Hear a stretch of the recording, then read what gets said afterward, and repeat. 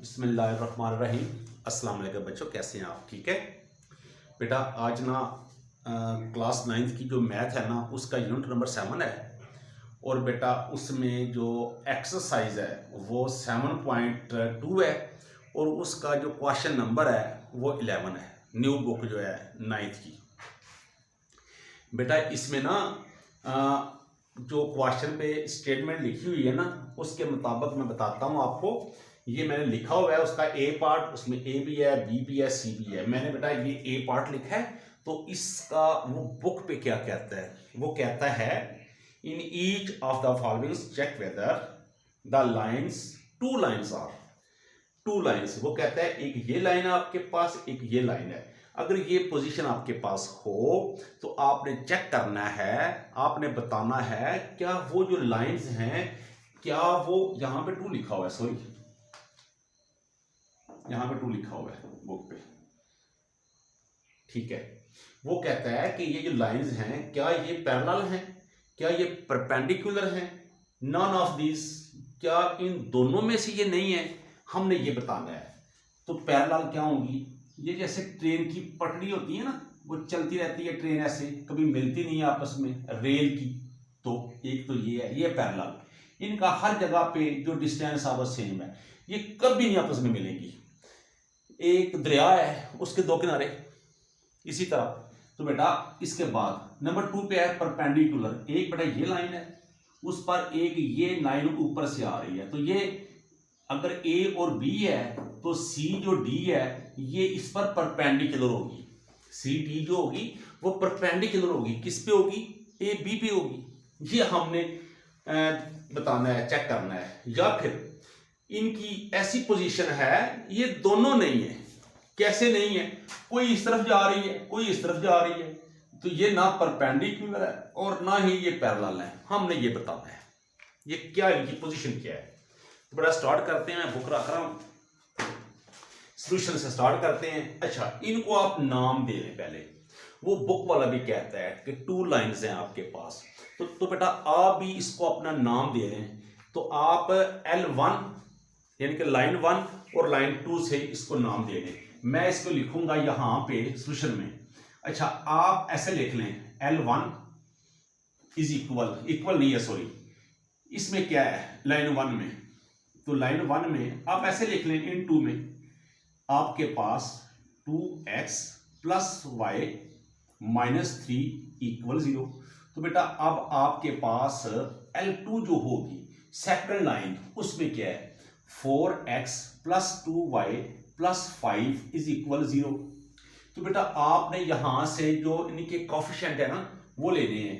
तो x का जो कॉफिशिएंट है जिसे उर्दू में अल्दिसर कहते हैं, वो आपके पास अगर लेट करें आप, चलो मैं लिख लेता हूं, लेट a इज इक्वल 2 और b इज इक्वल क्या होगा 1, इसका कॉफिशिएंट 1 है। अगर आपको जरूरत है c की तो फिर आप कांस्टेंट वैल्यू लिख सकते हैं, लेकिन हमें इस फार्मूले में जरूरत नहीं है तो हम नहीं लिखेंगे। तो आगे बेटा इस लाइन में जो a होगा वो क्या होगा, वो 4 होगा, और बेटा b जो होगा वो 2 होगा। आप ऐसे लिख लें, आप ऐसे लिख लें, आपकी मर्जी है।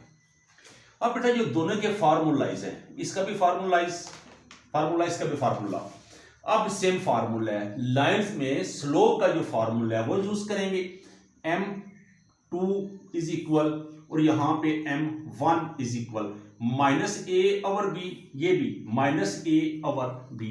तो बेटा आप इसमें वैल्यू पुट करते हैं, आप लिख ले पुट वैल्यूज दोनों में पुट करें। तो बेटा m1 इज इक्वल, अब माइनस लिखेंगे पहले ये जो लिखा हुआ है फार्मूले में, a की वैल्यू बेटा यहां से लिखेंगे 2 और डिवाइड b की है यहां पे देखें कॉफिशिएंट 1 है तो ये 1 लिखा हुआ है तो 1 लिख लें। आप ऐसे भी लिखा रहने दें या फिर आप ऐसे लिख लें, आपकी मर्जी है। इसके बाद बेटा ये देखिए, तो ये m2 इज इक्वल, पहले आप ये माइनस लिखेंगे, फिर आप a की वैल्यू लिखेंगे। बेटा x के साथ जो कॉफिशिएंट है वो आपके पास 4 है और डिवाइड में b आपके पास बेटा ये है, ये लिखा हुआ है आपने, आप यहां से लिख लेंगे 2।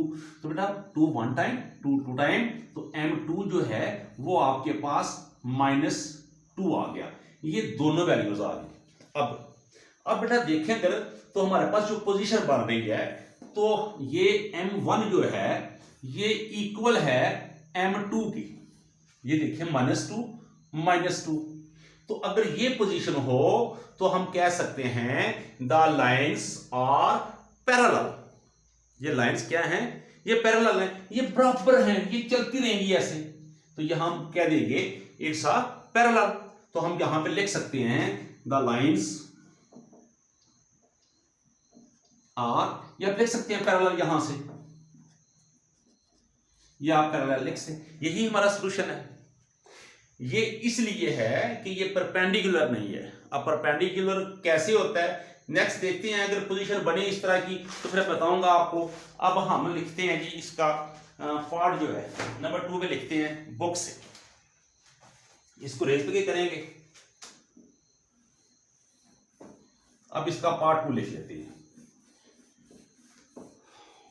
अच्छा मैं ना अब लाइन नंबर यहां पे दे रहा हूं डायरेक्टली, ठीक है बेटा। सॉल्यूशन से स्टार्ट कर रहे हैं, याद रखिएगा। सॉल्यूशन से स्टार्ट करते हैं बेटा। अब मैं इसको लाइन 1 का नाम दे रहा हूं और वो हमारे पास है 3y is equal 2x plus 5। और हमारे पास जो लाइन नंबर 2 बनेगी यहां पे जो लिखा हुआ है, मैं आप इसको ऐसे लिख लेना, इक्वल नहीं है डॉट्स के साथ लिख लें आप, 1 डॉट लिख लें, 2 डॉट लिख लें, आपकी मर्जी है। सिर्फ आपने शो आउट करना है। इसको मैं लाइन 1 और इसको लाइन 2 लिख रहा हूं। अब बेटा यहां पे जो है ना वो 3x प्लस 2y, इसके बाद -8 इक्वल 0। ये बेटा हमारे पास आ गया, ये बेटा हमारे पास आ गया जी। ये इसको एक लिखा हुआ था वैसे ही। ये हमारे पास क्वेश्चन नंबर जो है इसका 11 का पार्ट नंबर बी ये है। तो बेटा सबसे पहले इसको अरेंज करते हैं। तो ये आ जाएगा -2x, इसको मैं इस तरफ लेके आ रहा हूं। आगे ये +3y बेटा, और अब इसको लाऊंगा इस साइड पे तो क्या कर दूंगा -5 इज इक्वल 0। तो इसको लिखूंगा मैं ऐसे ही एज इट, इसकी जरूरत नहीं है, ये पहले ही अरेंज है। तो बेटा यहां पे जो a बनेगा वो ये बनेगा, b ये बनेगा, a ये बनेगा, b ये बनेगा। हमारे पास बेटा line slope of line number 1 तो वो ये है, यहां पे आप लिख भी सकते हैं स्लोप ऑफ लाइन 1 या फिर m1 ऐसे। तो ये इक्वल किसकी होगा? ये -a/b की होगा। इसी तरह यहां भी लिख सकते हैं आप m2। इसका मतलब ही ये है बेटा कि ये स्लोप ऑफ लाइन 2 है, तो ये -a/b। जिस तरह आपको समझ या लिख सकते हैं। तो बेटा यहां पे आप इसकी वैल्यूज पुट कर देंगे। तो स्लोप 1 की जो वैल्यू है ये लिखेंगे माइनस, ये वाला माइनस लिखा। अब a को मैंने यहां पे लेट नहीं किया, आपको पता होना चाहिए। ये हमारे पास a की वैल्यू आ रही है -2। बेटा b की सॉरी b की बेटा क्या आ रही है? b की आपके पास 3 आ रही है। तो m1 आपके पास आ जाएगा, माइनस माइनस प्लस हो जाएगा, तो ये 2/3 हो जाएगा।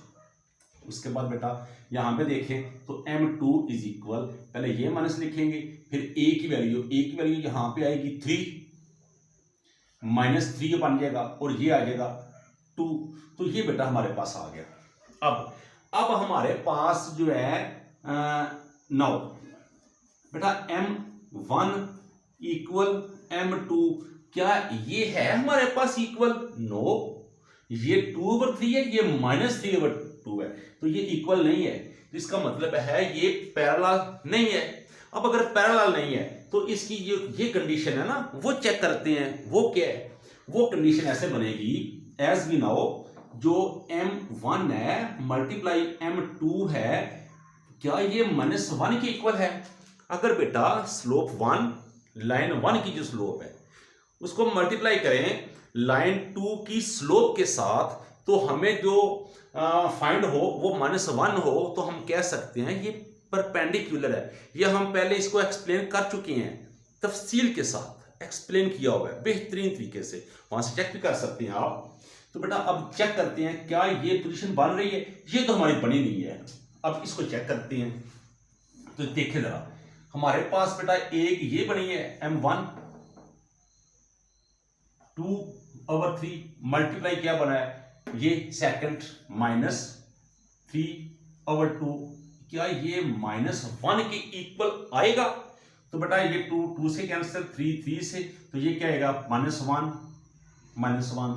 तो बेटा ये जो हमारा है ना, ये कंडीशन, ये हमारी कंडीशन बन चुकी है। दोनों स्लोप्स को हमने मल्टीप्लाई किया है तो ये -1 के इक्वल हो गया है। तो हम कह सकते हैं कि ये परपेंडिकुलर है। तो जिस तरह आपने पहले पार्ट में लिखा था इस तरह यहां भी आप लिख सकते हैं द लाइंस, ये लाइंस और परपेंडिकुलर। ये चीज बता रही है हमें कि ये परपेंडिकुलर है। मुझे उम्मीद है आपको इसकी भी समझ आ गई होगी। अब बेटा बुक पे देखते हैं जो क्वेश्चन नंबर नेक्स्ट सॉरी यही है, लेकिन इसका पार्ट नंबर जो अब सी है उसको करते हैं। वो क्या कहते हैं, उस पे क्या पोजीशन बन रही है वो चेक करते हैं। ये लाइन लगाई हुई है, इसको मैंने लॉक किया था इससे। अब बेटा इसकी जो सी है ना वो पार्ट देखते हैं। सी वो क्या है, उसकी जो फर्स्ट लाइन है 4y + 2x - 1 = 0। ये मैं लाइन लगा रहा हूं, x - 2y - 7 = 0। मुझे उम्मीद है कि आपको इसकी समझ आ गई होगी। अब सिर्फ इसको हल करना बाकी है। तो देखते हैं इसकी कंडीशन क्या बनती है। क्या इसकी कंडीशन इस तरह बनेगी कि दोनों स्लोप्स जो है वो इक्वल आएंगी, या फिर वो मल्टीप्लाई करेंगे तो -1 के इक्वल आएगा, या फिर इन दोनों में से नहीं है, कुछ भी हो सकता है। देखते हैं जी। अब इसमें बेटा मैं डायरेक्टली लिख रहा हूं m1 जो है वो इक्वल -a/b है। तो m1 यानी कि स्लोप ऑफ इक्वेशन नंबर 1, तो बेटा ये आएगा माइनस, अब इसका x क्या होगा, ये x का कॉफिशिएंट है बेटा, तो इसका a ये होगा। जो फर्स्ट टर्म होती है ना, फर्स्ट टर्म का जो कॉफिशिएंट होता है वो हमारे पास a होता है। तो ये हमने माइनस फार्मूला का यूज किया, a यहां से लिया, 2 डिवाइड b y का कॉफिशिएंट है। तो ये 4 2 1 टाइम 2 2 टाइम m1 = 1/2 -b। ये हमारे पास अरेंज है, ना भी करें तो आपको पता होना चाहिए कि x का जो कॉफिशिएंट है वो हमारा a है। तो बेटा ये स्लोप ऑफ लाइन 2 है और वो क्या होती है -a/b। तो बेटा वैल्यू पुट करेंगे, पुट वैल्यूज लिखें आप, जरूर लिखा करेंगे। तो बेटा -a की वैल्यू आपके पास क्या आएगी, यहां पे आपके पास यहां से आएगा, और ये 1 लिखा हुआ नहीं है तो 1/, क्या आएगा बेटा, ये -2 ये इससे कैंसिल है, m2 = 1/2। अब बेटा हम देखते हैं कि इसका जो पोजीशन बन रही है वो क्या बन रही है, वो देखें जरा।